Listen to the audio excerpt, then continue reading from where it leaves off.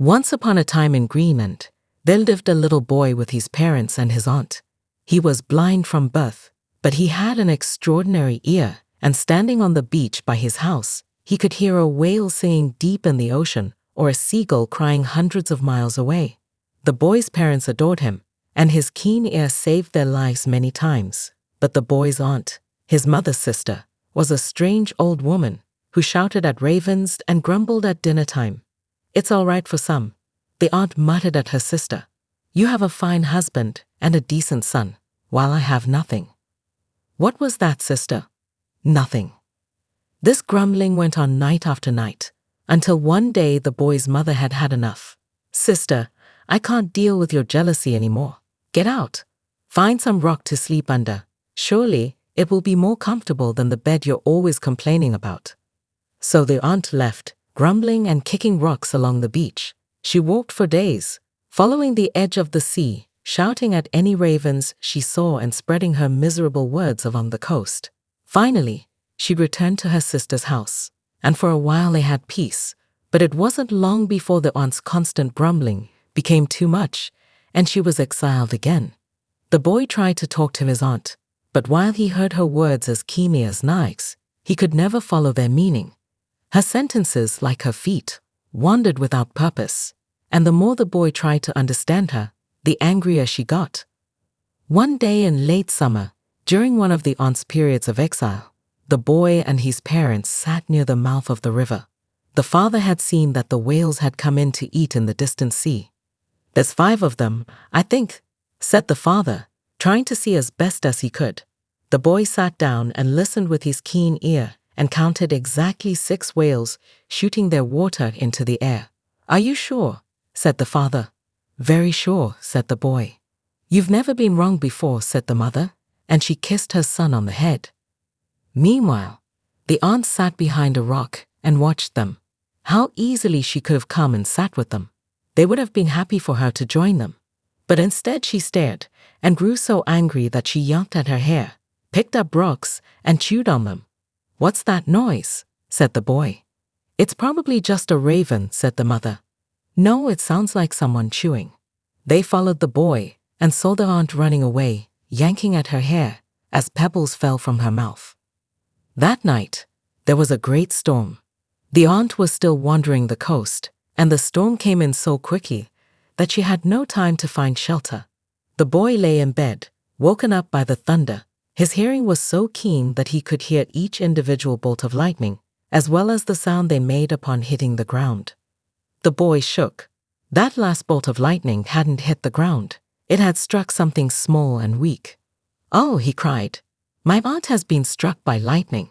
My aunt is lying alone on the beach." His parents woke up and listened to his words. When he had announced such things in the past, he had always been right.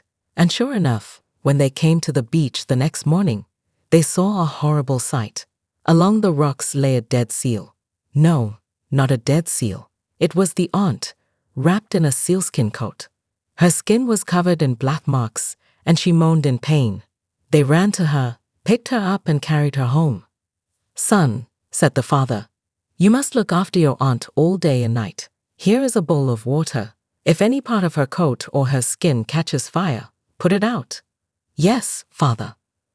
The boy stayed by his aunt's side without moving. When she grumbled and moaned, he sang her songs. When she tried to get up, he gently held her down. He brushed her hair, which was stiff and burnt like raven's feathers. When he touched her forehead, it burned with a fever, so he put a damp cloth on it. Later, he brushed past her arm and felt a strong heat coming from her elbow. He checked her forehead, and the fever was gone. It had migrated to her elbow. So he moved the damp cloth to the old woman's elbow and called out to his parents, "Mother, father, my aunt's fever is migrating." "Yes, son, that happens sometimes," said his mother. "Sometimes a lightning-struck person has a migrating fever. Sometimes a lightning-struck person also gets very thirsty. There is no thirst as deep. In fact, if you're not careful, my sister may try to drink seawater." The mother and father went back to sleep, and the boy fed his aunt some water. Then he touched the elbow and found that the fever was gone. It had migrated to her feet. So he tore the cloth in half and wrapped his aunt's feet in the pieces of damp cloth. All throughout the night, the fever migrated, and by the morning, the boy had bathed his aunt's entire body. The boy, tired from caring for her, fell asleep, and the aunt woke up to the morning light. "Ah, it's good to smell a cooking fire first thing," she said. "That's not a cooking fire," said the boy, slowly waking up. "That's your coat. You've been struck by lightning." The boy put out the aunt's coat, but the woman reacted with rage. "Struck by lightning? I don't believe it. I could never be struck by lightning." She jumped out of bed, tore her coat apart, dipped the pieces in fish oil, and threw them to the ravens. Then she ran away, screaming into the cold morning air. "Aunt, come back," cried the boy, but the old woman did not listen. The boy woke his parents and explained what had happened, and they searched along the coast for their aunt. They searched all day but could not find her. In the night, they heard a windstorm blowing. Finally, the next morning, as they stood by the mouth of the river, the boy heard something. "I hear someone walking along a rocky beach," he cried. "It is my aunt. Let's go." They ran towards the beach, but when they came near, the boy's parents held him back. "What's happening?" he cried. "Oh, son," said the father, "the beach is covered with animals that the storm pulled in from the sea last night. There are rotting seals, rotting fish, and a huge rotting whale." "Something is eating them," said the boy. "The ravens. Only ravens would eat such disgusting food." "No," said the mother. "It is my sister." For a long time, they stood in silence, and the only sound was the aunt eating the rotten flesh in the distance. "Leave her," said the mother, and turned to walk away. "But it is your sister," said the father. "Let her be exiled forever. We cannot live with a monster that eats rotten flesh." "But she is my aunt," cried the boy.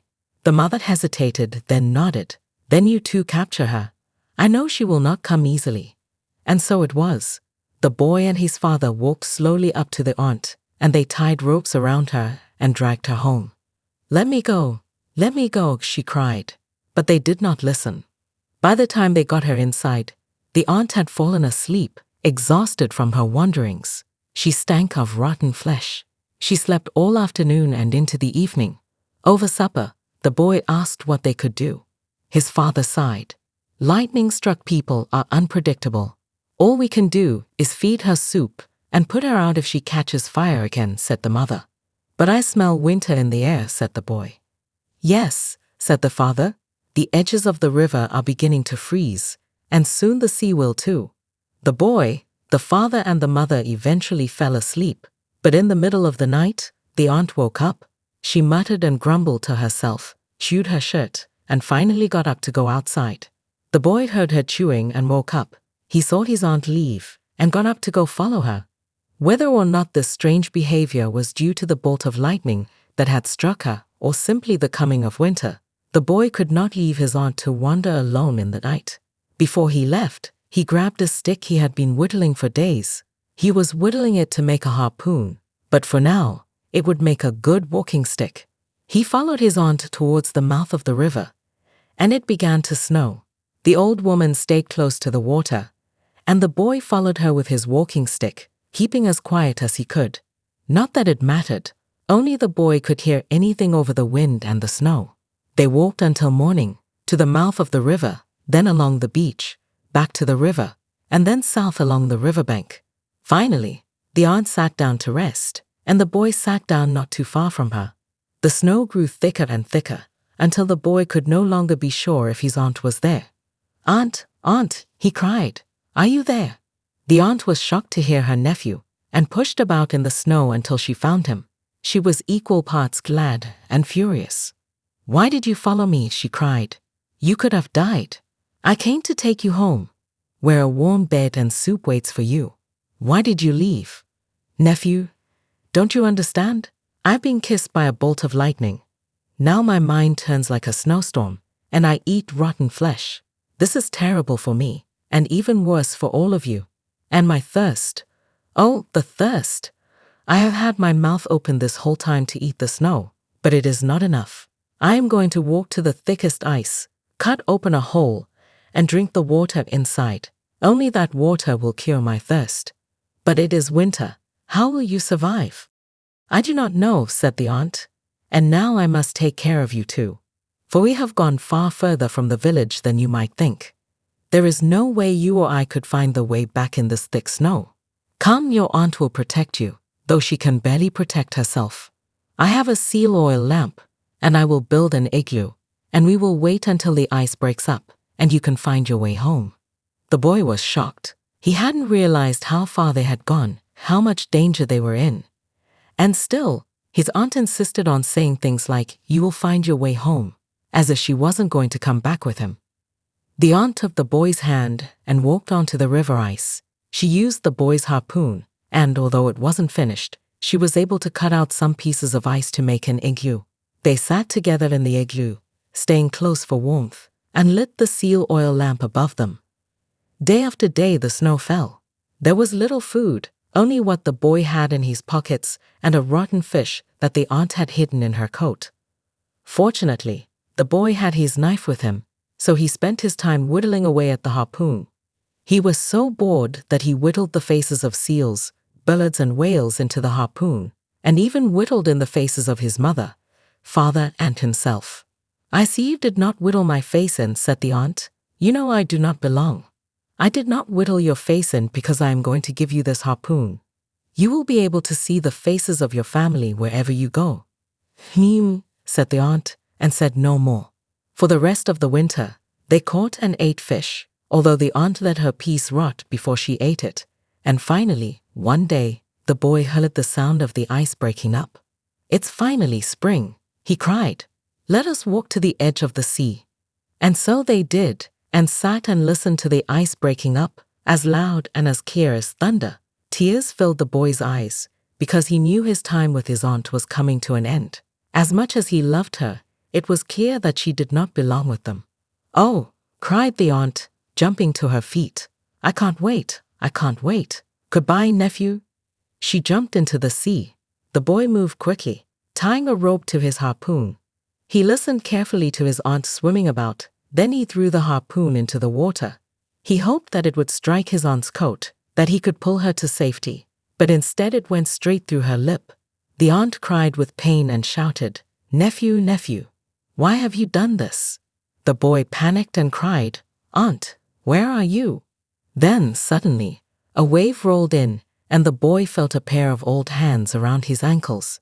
His aunt pulled him into the water. Down they went, swimming deep below the surface, and the boy was sure that he would drown. But just then, his aunt swung upward and headed towards the air. Something happened in the water. The boy could not see it, of course, but he felt it, stronger than any bolt of lightning. A power ran through his aunt and made his skin shake. The harpoon shook as well, growing longer, changing until they burst out of the water. The cold air hit the boy's face, and he gasped. He grabbed for the harpoon, and instead held onto something hard and rocky. It was a tusk. Where the harpoon had struck his aunt's lip, there was now a long, beautiful tusk. The boy felt the beach was near and let go, dragging himself towards the sound of the ravens. When he had caught his breath, he heard a strange noise. It was like a knife kissing rock. "What is that sound?" "It is I," cried the aunt, although her voice sounded different. "I am rubbing my tusk against the rocks to make it sharp. Oh, how wonderful this tusk feels. Come, nephew, and feel what I have become." Slowly the boy crawled towards the water and reached out to his aunt. Where he expected old, hard skin, he felt the smooth skin of a whale. "Yes, I am no longer human," said the aunt. "I have become a narwhal, and I am the first of my kind, a narwhal with a tusk. Just as the lightning struck my body, this magic will strike my species. From now on, all my kind will have tusks." "But aunt," said the boy, feeling the shakes whittled into her tusk, "will they all be so beautiful?" "No," said the aunt softly. "Only I will have a tusk bearing the faces of my family, and that is how you will know me. When you see me swimming through the waters, look for this tusk, and you will know that I am home." "But aunt," said the boy, "I am blind. I cannot see."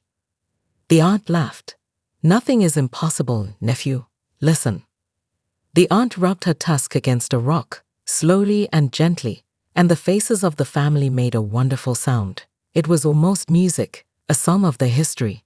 Just as it was filled with joy, it also rang with pain and sadness. It was no real tune, and yet the boy had never music so sweet.